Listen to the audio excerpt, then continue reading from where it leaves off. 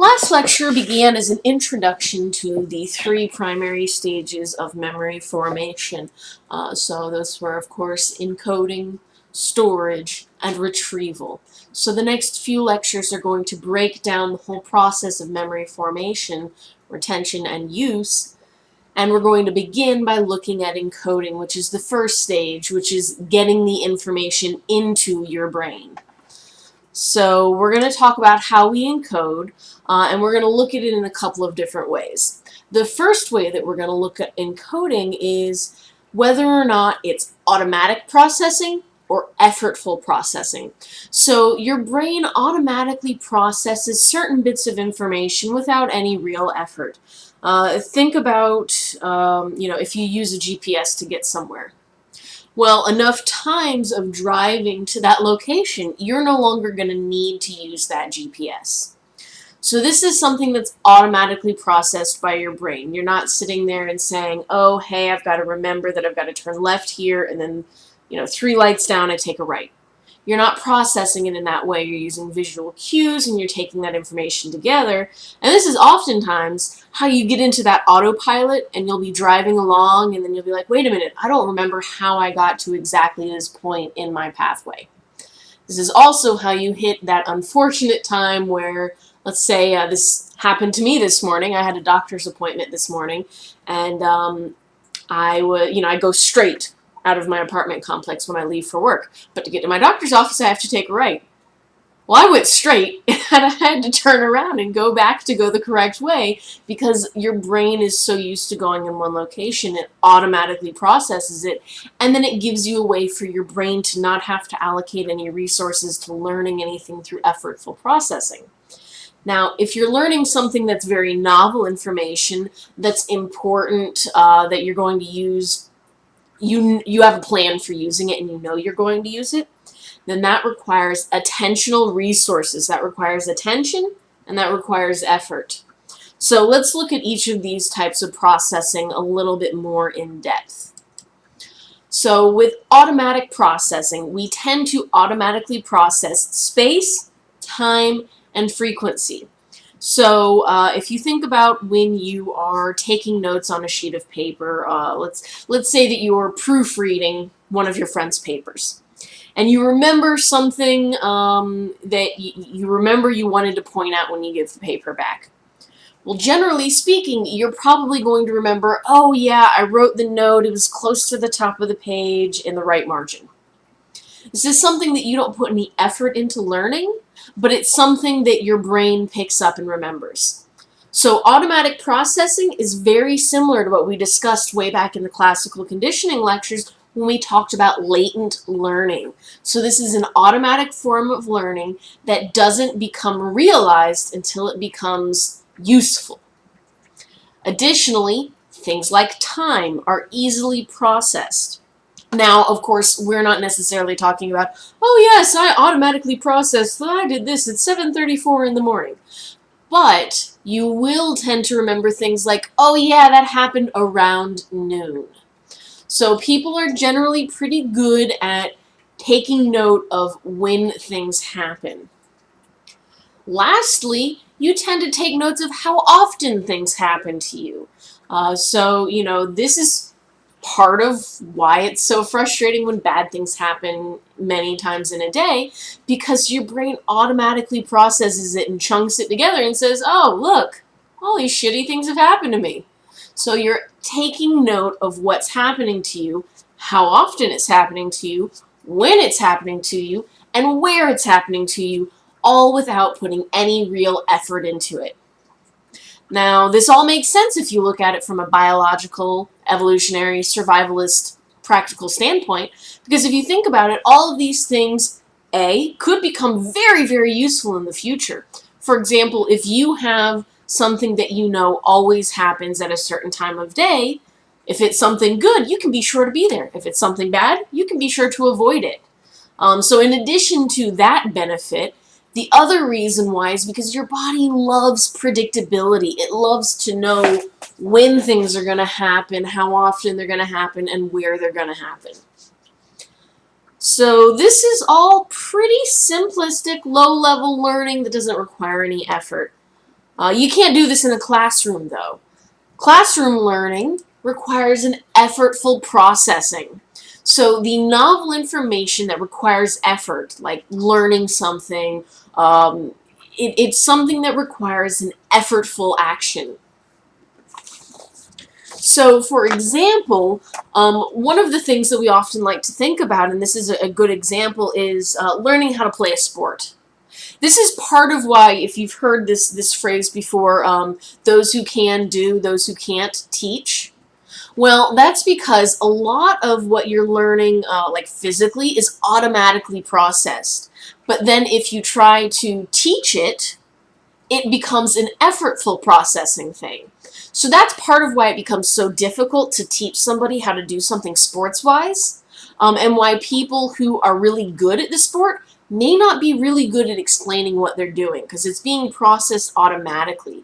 Whereas the coaches, those are the ones that are doing the effortful processing of observing what's working, where the follow-through is. See what I'm saying here? We have these two different types of processing that really kind of underlie a lot of our different behavioral processes in our learning.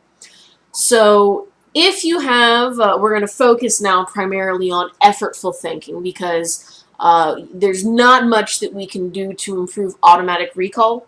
We can't really improve automatic learning. It's something that just kind of occurs. But we can improve effortful learning. So the remainder of this lecture is really going to be focused on what impacts effortful learning. So there are a couple of things that boost effortful learning, and the most important one is rehearsal. So rehearsal is why you should not cram, okay? You need to rehearse over time. So, for example, Ebbinghaus, who is one of the big memory research guys, he basically had people remember a nonsense string of syllables. Now, if these individuals had to repeat for a lot more repetitions on the first day, then what we see is that on day 2, it takes them less amount of time to learn the nonsense syllables. So if you look at this graph right over here, what we see is these are the number of repetitions that the participants were required to repeat on day 1. So, you know, one group, they only had to say, Tov Gek Yaz 8 times.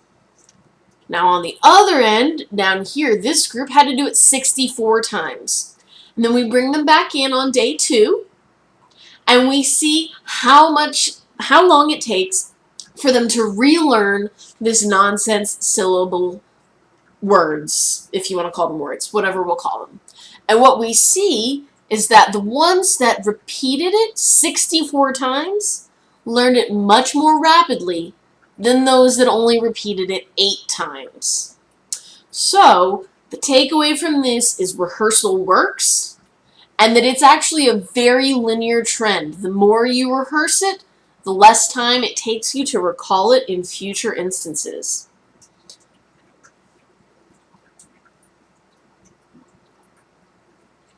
But there are a few things that can diminish our recollection of something that we may have even rehearsed decently well, or some other things that we didn't rehearse as well, some things that are happening right now, some quick learning. So these are what we call memory effects. And what we see is that you tend to forget things that occur immediately before you need to be active. So the perfect example is when you're like elementary school. I think even some high schools do this too. But when you're all sitting around in a circle on the first day of class, and everybody has to say something about themselves. But not only that, they have to say everything about the person behind them. So the first person just has to say, "Hi, I'm Kathleen, and I drive a green car." But then the last person in line has to say not only who they are, but then they also have to point out, and this is Karen, and that's John, and say what they do. Well, what we see in experiments where we examine this is that the people who had to remember the information for the person immediately next to them could not do it as well as they could for the other people. The reason why is because you're focusing on your own performance and ignoring those the performances of those closest to you. Now, in addition, one of the other things that we see is if you look back when I was talking about how important rehearsal is, we see that we have a spacing effect as well, which says that if we rehearse all of our information right before we need to use it, we're not really going to retain it that well after the fact. So sure, cram for a test. You might get a B or even an A. You might do really well on the test. But the fact of the matter is that if someone asks you those exact same questions 6 months down the line, you're not going to remember it. So if you're in college right now, or if you're interested in going to college, it's really, really important that you remember that if it's something that is required for your future, you damn sure better make sure that you rehearse over a long period of time with frequent rehearsals. And this is known as a spacing effect. Now, if it's not something that's important to your future, like, I love history. I think it's very interesting. But frankly, my degree was in psychology. My thesis was in psychology. My future was in psychology. So, yeah, if I had an abnormal psych test the same day as a history test, I'm going to study for the abnormal psych, and I'm going to cram for history. So I won't fault you if you do that. But just remember that if you want to remember the information longer than your testing period, then you should space out your study sessions. Lastly is the serial position effect, which is actually quite apparent in things like sports competitions. For instance, they've studied this effect with ballerinas, and they've also studied this effect with gymnasts. And what they've found is that your recall for the performance or for information is better for those that are at the first and the last bit of the list. So the example, when I'm talking about these sports competitions, they actually found that the first competitors and the last competitors were scored higher than those within the middle. So if you're going to compete anywhere, do your damnedest to get in the first or the end. So I'm going to show you a visual that really, really kind of shows you what I'm talking about here. Look at this graph. This is huge. So what we see is we have, if you remember the Ebbinghaus words, I don't know if you remember, but these are those nonsense syllables right there. Now, if we have this list of nonsense syllables and I give them to you, and I have you read over them, and then I ask you to recall them, well, what we see is that the individuals that did this little test performed better on those words that were at the beginning, but then you get here to the middle, and oh my goodness, they did not do well. Now, there's a dual effect here that's actually going on. If you notice on the graph, there's 2 lines here. These 2 lines represent the time when asked for recall. So if you ask somebody to recall information immediately after it was learned, then being at the end is the best. That's going to give you the best recall. It's a very powerful effect. Now, you're still going to remember the earlier information much better than the middle information, but the last items will give you the best score. Now, if you ask that individual to recall the information for us after a significant amount of time has passed, let's say you ask them to recall it 2 days after you showed them these nonsense syllables, what we see is that the opposite occurs, and that people actually remember the early information better than they do the later information. So the position of something really matters with regards to how well you remember it. This is part of why it's so beneficial if you're studying, for you to have multiple study guides. I know this just sounds terrible. It sounds like a lot of extra work, but the fact is that you're more likely to remember the information if you shake things up. Because if you always have the same material in the middle of your notes or in the middle of your study guide, then you're going to have a poorer recall of that information in the future.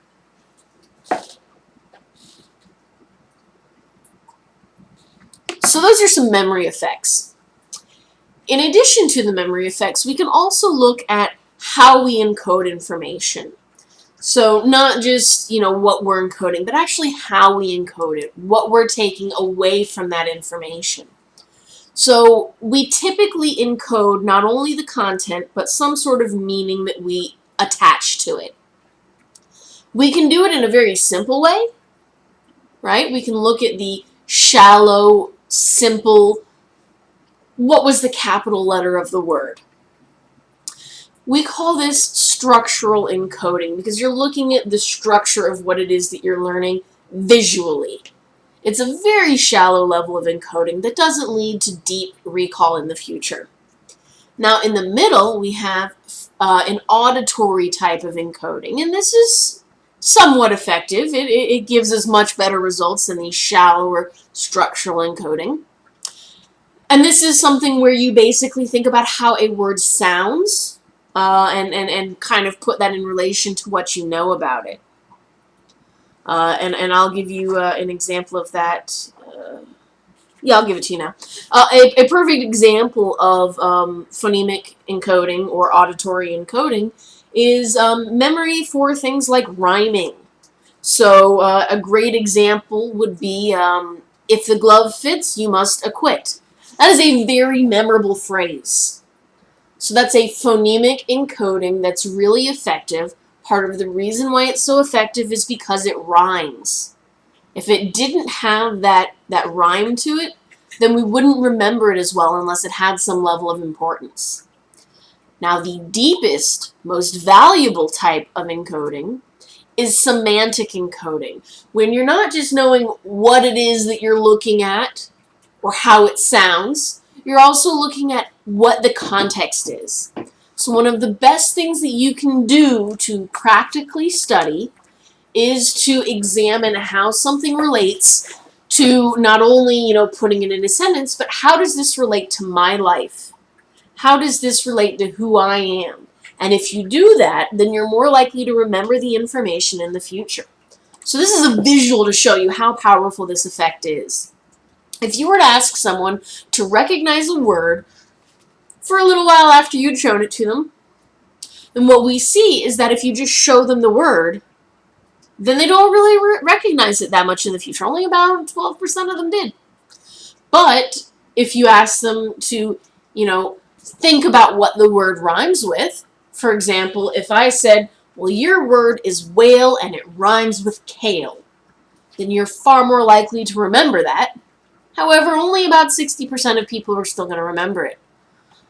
A whopping 90% of people are going to remember it if you require some type of semantic encoding. So I know it sounds like a lot of work, but I'm telling you, this is the most effective way for you to learn this information. Another really powerful way for getting people to, they might not remember the information, but they might sort of remember the importance of the information, is using appropriate visual encoding. So I said that visual encoding doesn't really give you a deep level of memory, but if you tie it with some level of semantic encoding, which you're going to do in this image right here, because you're tying it to your own behaviors, then it's going to lead to a pretty powerful recall. So if you see these two women, it almost looks like the same woman, but it's actually quite different. These are identical twins, and the woman on the left was a frequent smoker and frequented a tanning bed. So you can see that her skin is shinier, it's more leathery, it looks like it's kind of, she's got more wrinkles and she's aged more. Now these are identical twins, so they should have pretty remarkably similar features, and they do, but their skin tone is quite different. Now, if you were to just see this information, you wouldn't remember it that well. But when you combine it with that semantic encoding of my own personal behavior, then it becomes quite powerful. So this picture comes from a study where they were trying to get people who were using tanning beds to understand the impact of a tanning bed on your health and the dangers and the risks.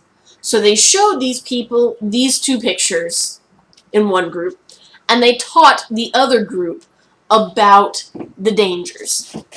The group that just heard it did not have any real reduction in tanning behaviors. The group that saw it visually and combined it with their own semantic encoding process had far fewer tanning instances.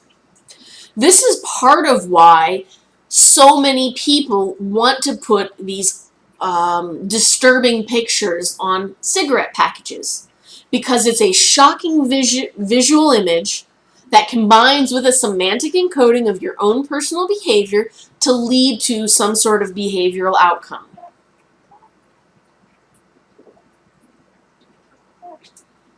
So that's how information gets in. So what can we do to make it get in better? What can we do to learn a little bit stronger? Well, I'm sure you guys are all familiar with mnemonics. It's a really pretty good way to remember something. Now, there are two main methods that we're going to look at here. The method of loci and the link method. Now, the link method is the more powerful of the two, and I'm going to show you why. The link method basically says you have a list of items and you link it with something important. The method of loci is when you take this information and you associate it with where you would see it. So the charcoal is in the backyard, the bed sheets are in the bedroom, and the rug is in the living room, right? And it helps you to remember that information. This gets sticky, though, because there are lots of things in the living room. Not just a rug. I've got a sofa in the living room. I've got I've got 5 chairs in my living room. Trust me, they're all small, and one of them is my office chair right here that I'm sitting in. So the method of loci is effective, but not as effective as the link method. The link method, just to tell you how profound it is and how powerful it is, I didn't even have to practice this slide right here. I don't know if you guys are aware, I know it probably doesn't come across that well, but I actually practice my lectures before I do them. I don't run through them, I go through the slides and I kind of make sure I know what I'm going to say for the most part, so I don't say the whole thing before I film it. But this slide, when I saw it, I instantly remembered, and I haven't seen this slide for almost 2 years. I instantly remembered, just by looking at this picture, what my link method is for this image. So if you were to ask somebody to remember newspaper, shaving cream, pen, umbrella, and lamp, basically the link method involves forming some sort of mental image where you string together the information. So this is the story that I created, and I didn't even have to write down because the link method is so powerful. So this is what I say. I looked at my newspaper and I circled the shaving cream ad with my pen. I grabbed my umbrella, shut off the lamp, and ran out to the store to get that sale. So just by saying that statement and linking all that information together in some sort of cogent fashion, I'm better able to remember the items. So the link method is a very powerful way of using mnemonics. So once you've got the information in, how do you organize it? Well, there are 2 main ways that we can organize the information. And they're both really powerful and really valuable for different functions. So the first one is chunking. And this is going to become really helpful for passwords. In fact, I have no problem whatsoever remembering as far a 20-character password. No problem. None whatsoever. In fact, I use chunking to enable me to have a different password for each of my 7 email accounts, each of my different accounts to get onto my bill pay sites, all of that. And I don't need to write it down. I use chunking, and I never forget them, and it's never the same. Hierarchy gives us a way to categorize information in a hierarchical fashion. So let's look at these. If I were to ask you to remember this string of numbers, how many of you would succeed? Anybody? I'm going to guess not too many of you. Now, I mentioned history earlier. How many of you are history buffs? Well, if you're a history buff, and we break the information down, and I'm speaking American history, I do apologize to those of you that are overseas elsewhere. These numbers might not mean as much to you as they do to Americans. Bam! 1776, 1492, 1812, 1941. These are all very important years to American history. And if you do the chunking by putting them into not only manageable, but recognizable units, then you're going to be much better able to remember the information. So I spoke about passwords, right? Well, I'm not going to give you my password, but I will tell you that I use a series of information that draws on certain numbers that are emotionally relevant to my life. Some of them include past addresses. I combine that information with words that are nonsense words. I can't tell you any of them because, frankly, well, I'll give you one. I will give you one word that I frequently use that is a nonsense word. My cat's name is Momo, and I call him Momamus. M-O, I'm not going to spell it for you, Momamus. That is an example of a chunk that I put together with words, or I mean with numbers, and then I also have some special characters that I frequently use again and again. Now, how do I use this information to make a different password for each account that I use? Well, it's easy. All you do is if you have 12 chunks that you regularly use, all you have to do is reorganize the chunks. So let's say that you only use 4 chunks for this one, and then for the next password, you just take the first chunk and you make it the last chunk. So it's an effective way to remember information by grouping the information into familiar, manageable units. So let's give you some classic examples of chunking that you guys should be pretty well versed in. There we go. We've got the 5 Great Lakes of the United States. If you're not an American, the next 2 should be pretty apparent to you. PEMDAS or BEMDAS if you prefer brackets to parentheses. And then, of course, Roy G. Biv, our wonderful rainbow. Funny story about Roy G. Biv, actually. When I was in grad school, we had trivia night at this bar. And love her to death. I really do. One of my cohort, his fiance, now wife, was there with us, and one of the questions that somebody asked was who first identified the colors of the rainbow, and she jumped up and down. She was so excited. She knew the answer. It was Roy G. Biv, and that was a real facepalm moment for me. But I digress. Apologies. Every time I see Roy G. Biv, I think of that. So that's chunking, and that's an easy way, another My Very Eager Mother, all that stuff. Basically taking the information and chunking it together. Hierarchy is a different way of looking at it. So, chunking works really well for simple units that are recognizable. But for really complex things, complex information typically is broken down into some sort of broad concept. So if you think way back to one of our earlier lectures where we were talking about schemas, this is what we're talking about here. This is how we group this information. So we have a schema for what a mineral is, and it can be broken down into those that are metals or those that are stones, and we can further break that information down. So this is what we do with hierarchical information, and everybody's hierarchies are a little bit different and heavily impacted by experience. So, for example, my mom trains dogs for search and rescue. So I have a pretty deep hierarchical knowledge of different types of working dogs. For me, a German Shepherd isn't just a German Shepherd. A German Shepherd is a show lines German Shepherd, or it's a working lines German Shepherd, or it's a family pet. So this is one way that we organize complex information. So let me give you an example from what we've learned in this lecture here. Because this lecture has been a pretty complex lecture, let's subdivide it into a hierarchy. So we have the encoding, right, which we can break down. It's either automatic or it's effortful. And we can break that down into its meaning, its semantic meaning, or we can look at it from imagery, or we can organize it. And then, of course, the 2 types of organization, the chunking or the hierarchies. So that's basically how encoding occurs. But what we see and what we're going to talk about next time is that there can be some problems in both storage and retrieval. So if you don't encode it, you're not going to remember it. So keep that in mind.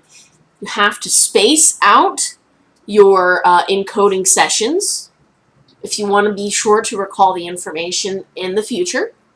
Remember, it's always easier to remember information at the beginning and at the end of something.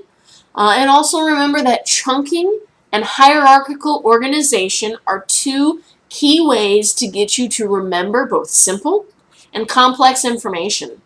So, this last lecture and this current lecture and the ones coming up, I really feel are the most valuable and important lectures for anybody that's going to be or is currently a student.